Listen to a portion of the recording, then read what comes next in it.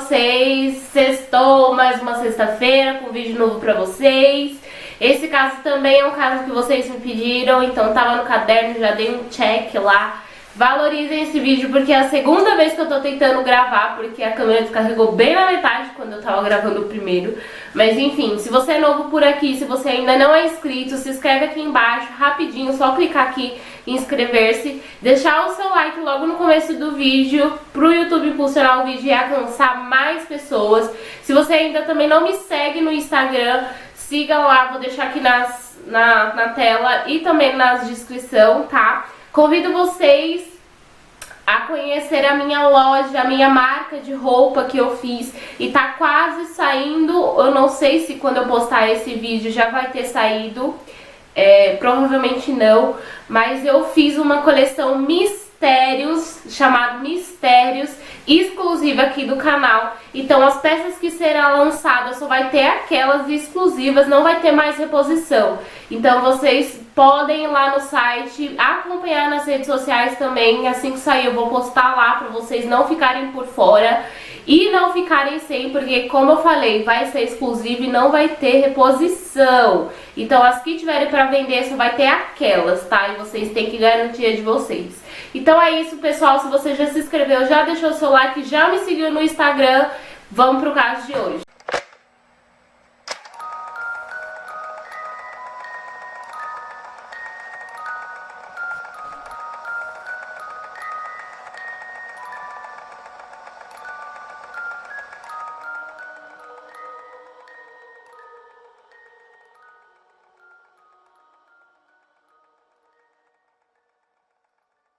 Então, pessoal, hoje é pra falar do caso Carlinhos, que já é aí bastante conhecido, mas não tem aqui no canal.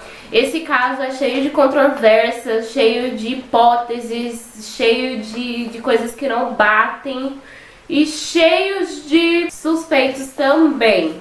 E eu peço que vocês prestem atenção no vídeo pra vocês acabarem não perdendo alguma coisa e ficar sem entender, tá? Porque o vídeo é um pouco complexo. Mas ele é fácil de entender, mas vocês têm que prestar atenção nos detalhes. Esse sequestro aconteceu em 1973, que é no mesmo ano que aconteceu o desaparecimento da Araceli, que foi encontrada depois morta, desfigurada. Nesse ano era ditadura militar e não era comum acontecer sequestros, sumiços, desaparecimentos, principalmente de criança.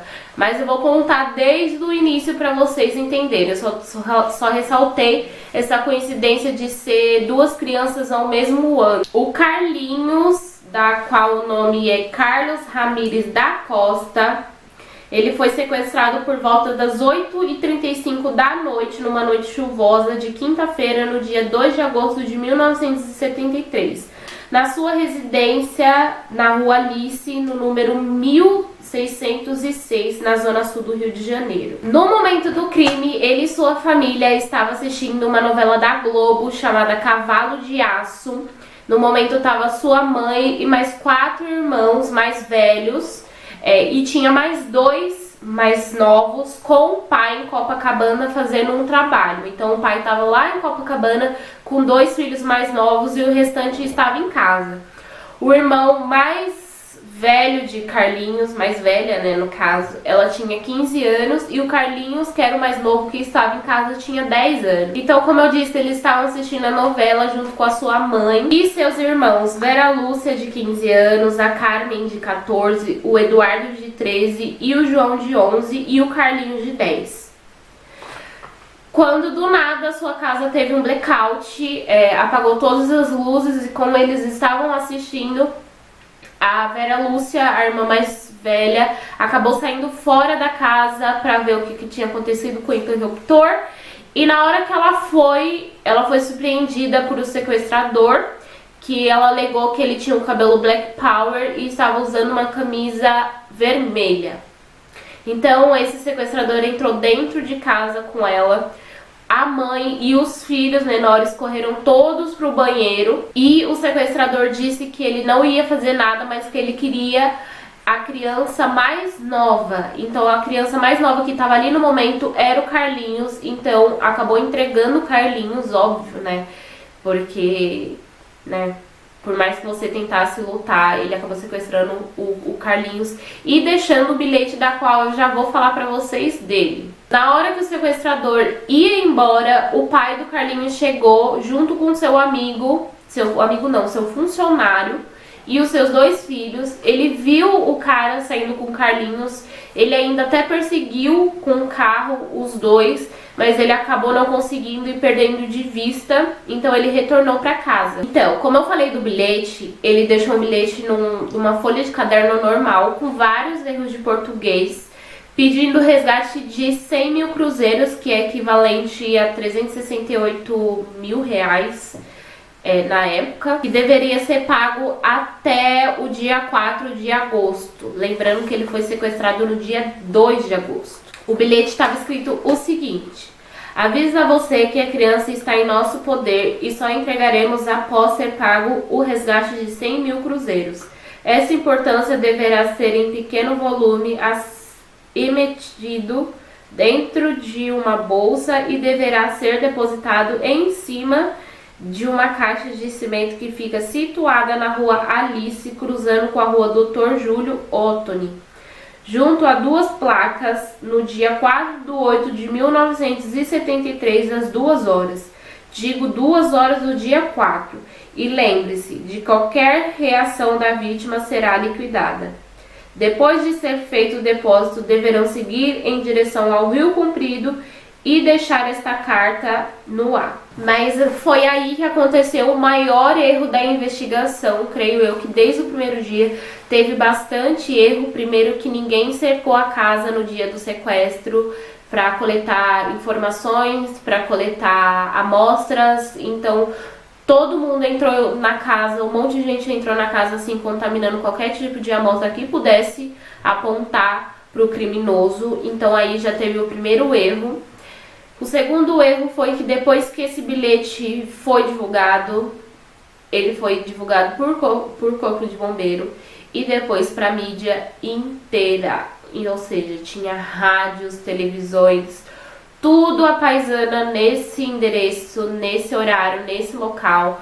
Fora os repórteres, os pessoal do rádio, tinha as polícias também que estavam disfarçados de pipoqueiro, de vendedor de bala, enfim, dessas coisas.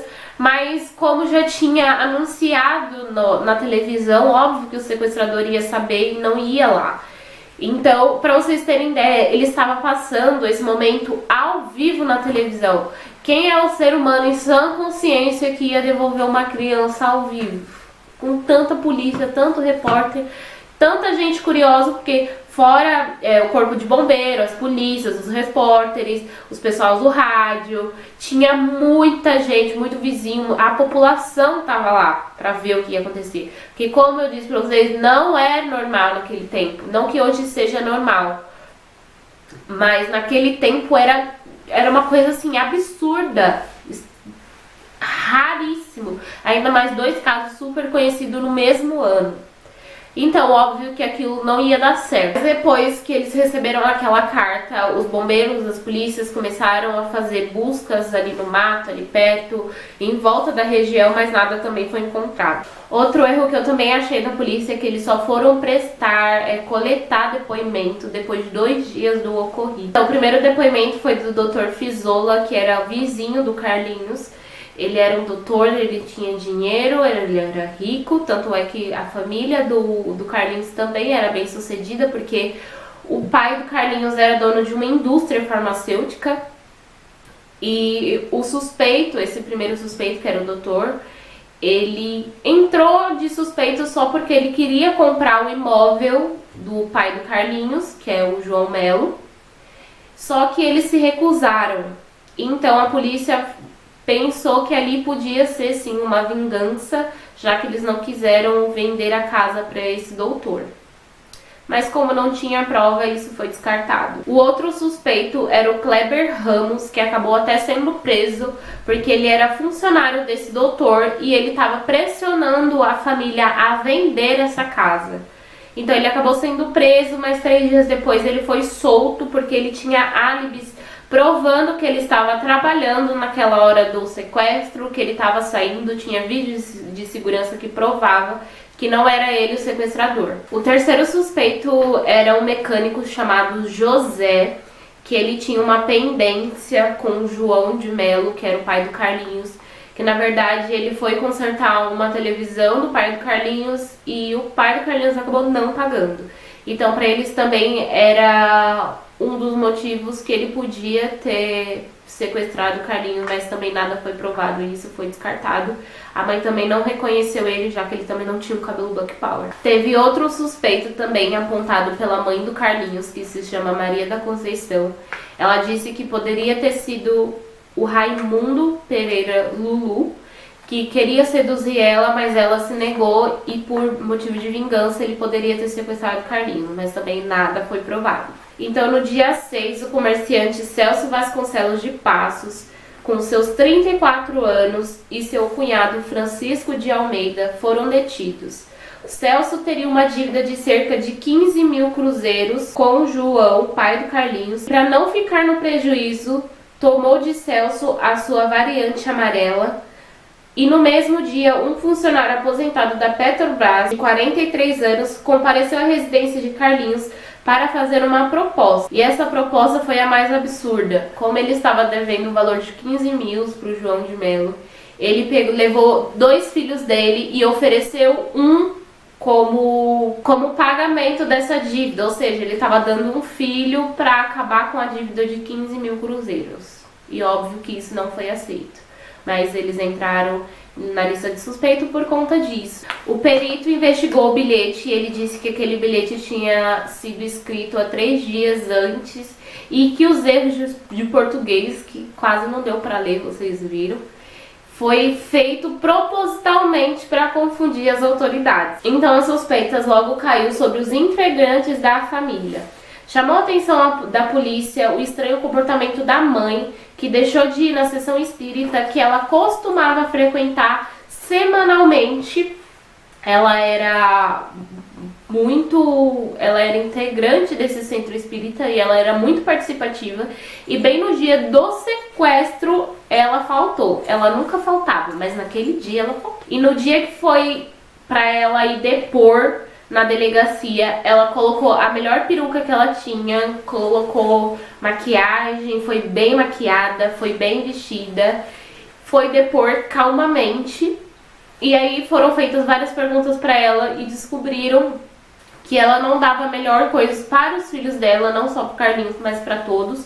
Mas ela gastava todo o dinheiro que ela tinha com bilhete de loteria, de roupa, de peruca, de tudo que favorecia a ela e não aos filhos. O João de Melo também entrou na lista de suspeitos, já que ele tinha bastante dívida, ele estava numa situação financeira que não era nada favorável para ele. Então, para a polícia, ele podia ter sim forjado o sequestro do filho, mas acabou saindo dos eixos e tomando uma proporção muito grande.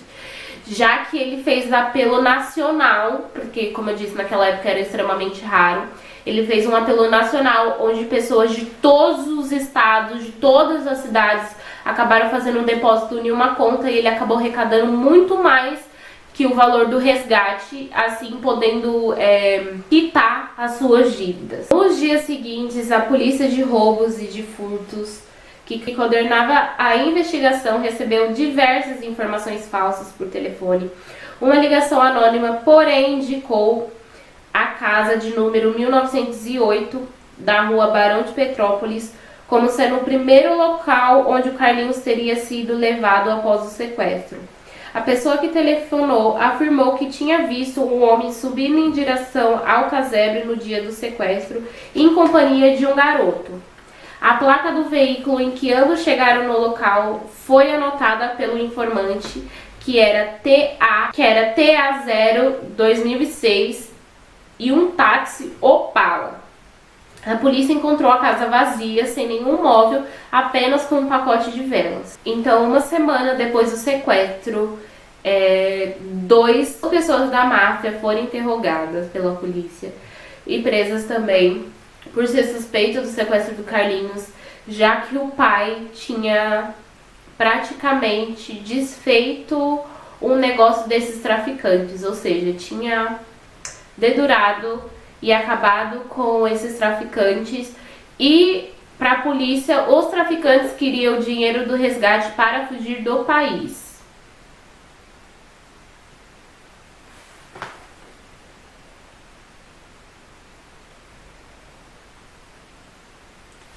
No dia 10, 7 pessoas daquela clínica, daquele doutor que eu falei pra vocês, foram presas.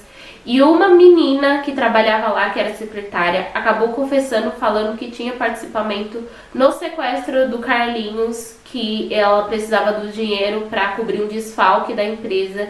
Mas isso foi descartado pela investigação da polícia, falando que era mentira. Agora eu fico tentando entender o porquê as pessoas ficam se confessando o crime que elas não fizeram. Talvez por tortura policial, que naquela época era super comum. A polícia recebeu uma nova ligação de um possível sequestrador que queria marcar novamente o lugar do encontro no portão 18 do Maracanã. Então foi montado um esquadrão ali com a polícia bem reforçado, mas ninguém apareceu. Pra vocês terem noção que aquela época era tão machista, os policiais ficaram tão paranoicos com essa investigação, que um policial, ele se vestiu de mulher para investigar alguns lugares. Eles acabou sendo fotografado por alguns jornalistas e publicaram essa foto, e ele foi afastado do cargo dele. Mas ele foi afastado do cargo dele só porque ele estava vestido de mulher investigando um caso da polícia. Mas ele decidiu continuar a investigação por ele próprio, mas anos depois ele foi assassinado. Na ânsia de solucionar o caso, eles torturaram uma lavadeira que era ex-amante de um funcionário do João de Mello para denunciar ele, mas ela acabou não denunciando, porque poderia ter a hipótese de se tratar de um crime passional. Posteriormente, o Antônio foi capturado e apresentado à imprensa como um dos sequestradores, mas nada foi provado. Em janeiro de 1974, o assaltante Adilson Cândido da Silva entregou-se à polícia alegando ser o sequestrador de Carlinhos e ter jogado o corpo do menino no mar, a pedido do João de Mello, que era o pai do Carlinhos. 6 meses depois do crime, o Moçada foi encontrada na praia de Engenhoca, na Ilha do Governador. Levantou uma suspeita que pudesse se tratar do Carlinhos. A ossada foi resgatada por um pescador português em um local situado por Adilson. Em seu depoimento, estava enrolado em arames, amarrado juntamente com um mourão de concreto de aproximadamente 1 metro de comprimento.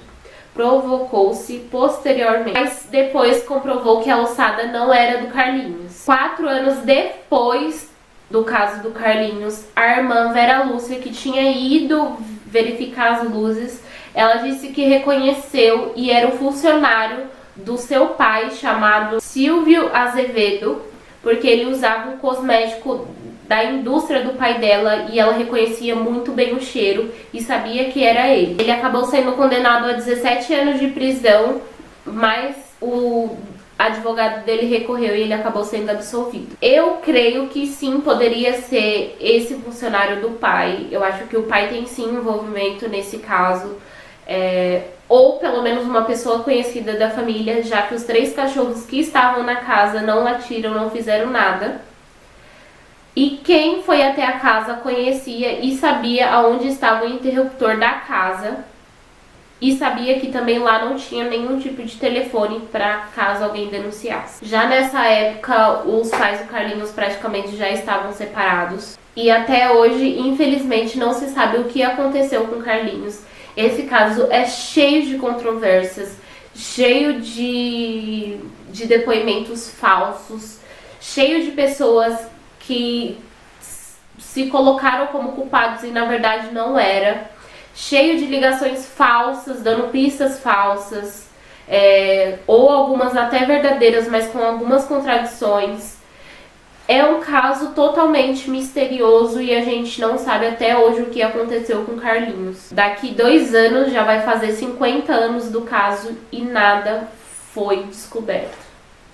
Então é esse, gente, o caso de hoje. Eu espero que vocês tenham curtido. Me desculpem qualquer erro, porque esse pra mim foi um pouco difícil fazer esse vídeo, mas eu espero que vocês me entendam. Não esquece de sair do vídeo e deixar o seu like e se inscrever, porque eu quero muito bater a minha meta até o final do ano, então eu só dependo da ajuda de vocês. Não esquece de comentar o que vocês acham desse caso, se vocês têm alguma hipótese, pode interagir comigo aqui, lá no Instagram também. Se vocês tiverem algum pedido de vídeo, é só falar, só comentar, tá bom? Não esquece de visitar a minha loja, a minha marca e adquirir os seus produtos também, que eu vou enviar eu mesma com carinho e quem sabe um brindezinho. Um beijo e até o próximo.